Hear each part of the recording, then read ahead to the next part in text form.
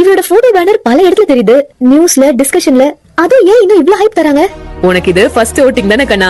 அவர் 2017ல இருந்து 2021 வரைக்கும் தமிழ்நாடு சிஎம்மா இருந்த பீரியட்ல அவர் என்ன பண்ணாருன்னு என் அனுபவத்தை சொல்றேன் கேளு. 2014ல நீட் ப்ராப்ளம் வந்தப்ப கவர்மெண்ட் ஸ்கூல்ல படிச்ச பசங்க மெடிக்கல் காலேஜ் வாசல் வரைக்கும் போக முடியுமான்னு நிறைய பேர் இங்க யோசிக்கவே இல்ல. ஆனா 7.5 இன்டர்னல் ரிசர்வேஷன் அப்படின்னு ஒரு புது ஸ்கீம் கொண்டு வந்தப்ப ஒரு குடும்பத்தோட கனவு மட்டும் இல்லாம ஒரு சொசைட்டியோட கான்பிடன்ஸும் திரும்ப வந்துச்சு. ஸ்கூல் படிப்பு முடிச்ச பசங்க கையில லேப்டாப், காலேஜ் போகும் பொண்ணு கையில ஸ்கூட்டர், வில்லேஜ்ல அம்மா மினி கிளினிக். அதுவும் கோவிட் கிரைசிஸ் வந்தப்ப ஸ்பீச் முக்கியம் இல்ல, டெசிஷன் தான் முக்கியம். குடிமராமத்து ஸ்கீம் மூலமா ஏறி தூர் வரன காலம் இப்ப வரைக்கும் நம்ம விவசாயிகளுக்கு அது எவ்வளவு பெரிய நன்மை தருது தெரியுமா? ரோடு, பிரிட்ஜஸ், இன்ஃப்ராஸ்ட்ரக்சர்ஸ்னு நம்ம தமிழ்நாடு அடுத்த கட்டத்துக்கு கொண்டு போனாரு.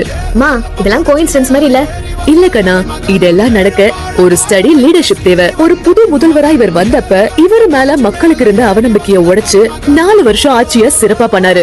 2017ல இருந்து 2021ல இதை நம்ம பார்த்தோம். இப்போ உனக்கான கேள்வி இது. 2026ல தமிழ்நாடு எங்க போகணும் நீயே சொல்லு. அனுபவம் இருக்கிறவங்க கையில சிஸ்டம் இருக்கணும், மக்களை புரிஞ்சுக்கிட்ட மனசு இருக்கணும், டெசிஷன் எடுக்கிற நேரத்துல நடுங்காத நெஞ்சம் இருக்கணும், அதுவும் மக்களோட மக்களா இருக்கணும். அப்போ நான் இவர பக்கம் வரணும். இப்ப புரியுதா கண்ணா மக்கள் ஏன் இவரை இன்னும் நம்புறாங்கன்னு? இவரு வந்தா இது மக்களோட ஆட்சியா இருக்கும்.